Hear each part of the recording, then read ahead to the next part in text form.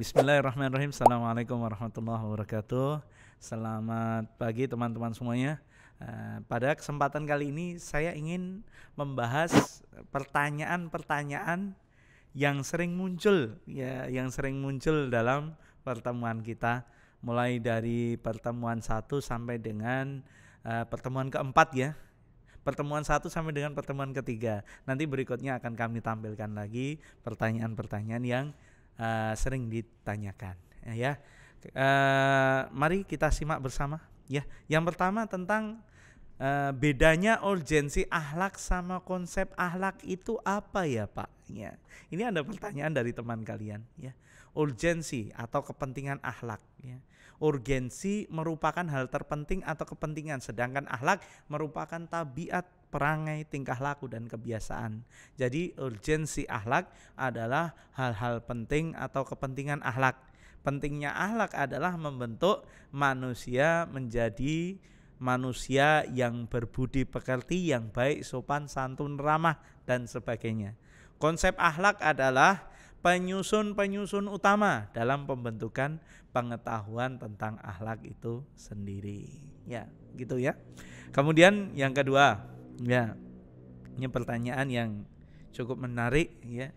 Jika ada suatu kasus di mana ada seseorang memiliki akhlak baik ya, seperti suka membantu orang, ramah, baik kepada siapapun, tapi dia jarang sholat.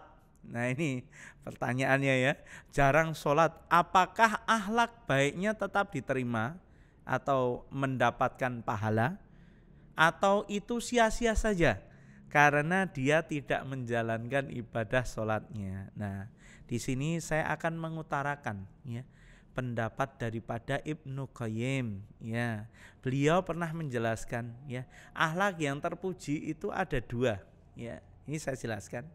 Yang pertama, akhlak terpuji kepada Allah, yaitu dengan memahami bahwa semua yang kita lakukan butuh untuk mendapat ampunan dari Allah Subhanahu wa taala. Sementara apapun yang datang dari Allah mengharuskan adanya rasa syukur, sehingga dia selalu bersyukur kepada Allah dan memohon ampunan kepadanya. Dia selalu melihat banyaknya nikmat dan aib yang ada pada diri dan perbuatannya. Kemudian yang kedua, ya, akhlak terpuji kepada sesama manusia, dan intinya dua: memberikan kebaikan baik ucapan atau perbuatan dan tidak mengganggu baik ucapan atau perbuatan. Ya, ini dalam kitab Tahdzib As-Sunan, ya. Ketika ada orang yang suka berbuat baik kepada sesama tapi dia tidak sholat ya, berarti dia itu memiliki akhlak yang baik kepada manusia tapi bertindak kurang ajar kepada Allah ya. Bisa dipahami ya. Akhlaknya baik kepada manusia namun akhlaknya buruk kepada Allah, dan tentu saja ini tindakan yang membahayakan ya. Kita tidak mempermasalahkan akhlak dia dengan sesama makhluk, tapi mempermasalahkan akhlaknya kepada Allah Subhanahu wa taala. Karena dia melakukan kesalahan besar, yakni apa? Meninggalkan sholat ya. Hati-hati ya, urusan sholat hati-hati ya. Kemudian pertanyaan yang ketiga ya. Yang ketiga adalah tentang ini, lebih kepada pertanyaan terhadap hubungan manusia ya, tentang akhlak terhadap manusia ya. Di masa pandemi ini kita lebih banyak di rumah dan kita tidak banyak bersosialisasi dengan orang. Bahkan karena pandemi ada akhlak agama Islam yang ditinggalkan, salah satunya bersalaman. Bahkan karena pandemi ini kita terlihat cuek dengan sesama dengan alasan karena menggunakan masker, pura-pura tidak mengenali dan tidak saling sapa. Menurut Bapak, bagaimana cara kita di masa pandemi ini agar tetap bisa mempertahankan akhlak baik kita? Mudah saja ya. Mudah saja ya. Salah satu yang harus dilakukan ya, ketika bertemu dengan orang ya, apa yang dicontohkan ya? Apa? Menebar salam. Ya, menebar salam. Ya. Assalamualaikum ya, sebagai tanda perhatian kita kepada orang. Tegur dia, sapa, gimana, sehat ya, sehat ya. Ya, semasa pandemi ini memang kita mengurangi kontak ya. Dan ini sifatnya bukan dengan sengaja melanggar apa yang Allah dan Rasulnya perintahkan, namun lebih kepada ikhtiar agar terjaga dirinya tidak tertular dengan virus tersebut ya. Karena sebagaimana kita lihat dan saksikan bahwasanya penularan itu bisa dari mana saja. Maka di saat pandemi seperti ini, justru ketika kita mau salaman ya kita tanya dulu sama orangnya ya, mau salaman enggak? Kalau enggak ya enggak apa-apa.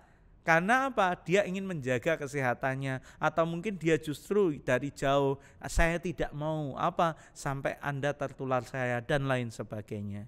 Dan ini tidak mengapa ya. Memang dalam keseharian saja terkadang tanpa ada pandemi ya, kita itu seperti cuek ya, seperti enggak kenal. Kenalnya, nyapanya ketika butuh saja, betul enggak? Seperti itu.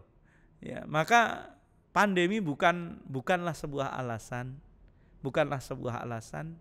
untuk meninggalkan ukhuwah Islamiyah, untuk meninggalkan adab-adab yang baik. Justru kita munculkan, semakin eratkan dengan apa? Walaupun maskeran ya, insya Allah masih terdengar kok ketika Anda ngomong assalamualaikum ya.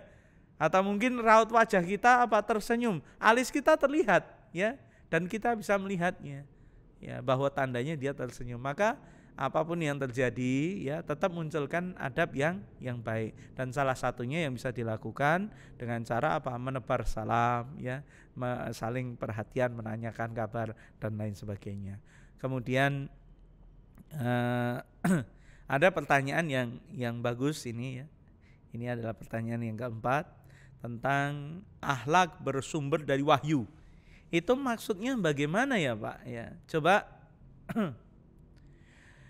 Akhlak bersumber dari wahyu. Sumber dari akhlak adalah Al-Quran dan As-Sunnah. Allah berfirman, ini dalilnya ya. Ini dalilnya, diperhatikan ya, dan diingat-ingat. Surat ke-33. Surat apa? Al-Ahzab ya, ayat 21.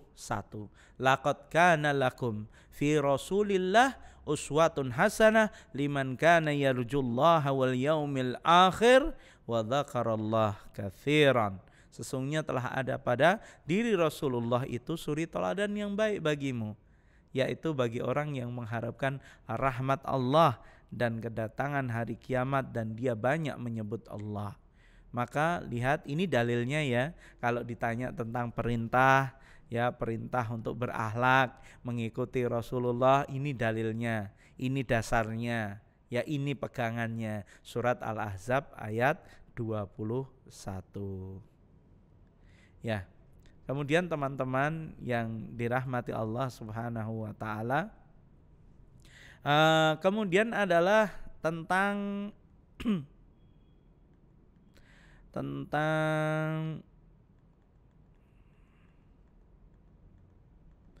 akhlak membentuk kepribadian yang baik kepada manusia itu sendiri. Kemudian apakah akhlak sama dengan adab ya? Maka perhatikan ya, tak sedikit dari kita yang mengatakan bahwa definisi berakhlak adalah orang-orang yang senantiasa hidup sesuai dengan aturan, berdisiplin, tingkat kepatuhan tinggi. Nyatanya masih banyak yang keliru terhadap maksud dari berakhlak, serta perbedaannya dengan yang dimaknai sebagai beradab ya. Kategori manusia berakhlak dan beradab dalam perspektif Islam memiliki tafsiran yang berbeda. Adab itu dimaknai sebagai nilai kemuliaan yang diperoleh dari proses belajar. Ya, dari proses pembelajaran tersebut barulah kemudian akan membentuk sebuah peradaban. Maka dapat dikatakan bahwa untuk memiliki sebuah adab dan membentuk peradaban syaratnya hanyalah melalui proses belajar. Inilah mengapa zaman dahulu banyak dibangun peradaban. Ya, seperti peradaban Mesir, Yunani dan lain sebagainya. Meskipun perlu kita ketahui bahwa orang-orang di dalam peradaban tersebut tak dapat dijamin keimanannya, ya. Maka dengan begitu, ya, ini yang dapat dikatakan sebagai adab. Kalau mau dapatkan adab, ukurannya bukan hanya ya itu tadi ya. Kalau kita contohkan negara-negara ya, negara luar ya, mereka ada satu negara yang bagus peradabannya, seperti ketika budaya ngantri ya, tidak pernah lepas buang sampah pada tempatnya. Ini menjadi adab yang baik bagi negara mereka, ya. Demikian pula dengan bagian sisi eskalator, ya. Sisi kanan untuk yang terburu-buru, ya, sisi kiri untuk yang bersantai. Ketika Anda turun dari rel kereta dari kereta itu ada eskalator, ya. Atau di bandara itu ada eskalator. Ada bagian masing-masing, ya. Dengan begitu manfaat dari eskalator sendiri terbagi dua, dan mereka tidak bisa menggunakan kedua sisi untuk ngobrol berdampingan karena mengganggu orang, ya. Ini yang kami maksudkan. Ini yang dikatakan sebagai adab. Kalau mau dapatkan adab, ukurannya bukan hanya negara muslim, negara non muslim juga mencontohkan adab, ya. Namun berbeda dengan akhlak. Akhlak dimaknai sebagai nilai kemuliaan yang dihasilkan dari proses beribadah kepada Allah Subhanahu wa taala. Ya, saya ulang, ya. Akhlak dimaknai sebagai nilai kemuliaan yang dihasilkan dari proses beribadah kepada Allah Subhanahu wa taala. Karenanya orang yang beradab tak bisa dipastikan dia berakhlak. Nilai inilah yang dapat dikatakan fitrah kehidupan karena didapati dari hasil yang dihasilkan oleh ibadah. Maka, ya, nah terkait dengan itu proses penciptaan manusia disebut khalaq, sedangkan penciptanya disebut khaliq. Sehingga Allah Subhanahu wa taala disebut sebagai sang khaliq, ya. Dalam surat Al-Hijr, ya, ayat 28, dan ingatlah ketika Tuhanmu berfirman kepada malaikat, sungguh aku menciptakan seorang manusia dari tanah liat kering, dari lumpur hitam yang diberi bentuk. Karakter manusia yang mulia bisa diperoleh melalui ibadah untuk mencapai akhlak tinggi. Seperti contoh akhlaknya yang dimiliki oleh baginda Nabi Muhammad SAW yang didasari ibadah sepanjang hayat beliau. Ibadah-ibadah yang dijalankan dengan benar secara tak langsung akan membentuk sebuah akhlak yang mulia. Hal ini otomatis, ya, akan menghindari orang beriman, ya, akan menghindari. Dia akan menghindari dari mendekati perzinahan, ya, mendekati maksiat, ya, entah itu menghomer, berzina dan lain sebagainya. Makanya kita diminta untuk sholat, puasa, baca Al-Quran supaya memiliki akhlak. Ya, apa nilai kemuliaan dari akhlak? Bukan hanya sekedar disiplin dan jujur seperti negara-negara yang menerapkan adab-adab mereka, ya. Bukan hanya itu, ya. Apa nilai kemuliaan dari akhlak? Bukan hanya sekedar disiplin dan jujur, tetapi lebih tinggi daripada itu. Yakni bagaimana meninggalkan semua yang tidak baik, semua yang berbau maksiat, semua yang dilarang oleh Allah, ya. Dengan beribadah, salah satunya dengan sholat, dapat membentuk akhlak dalam diri seseorang, ya.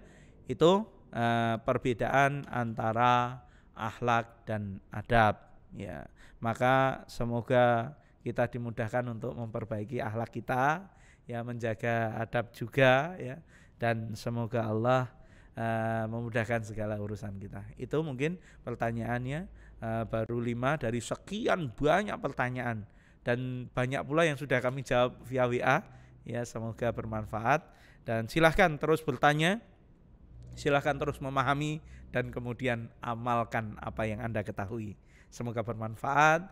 Wassalamualaikum warahmatullahi wabarakatuh.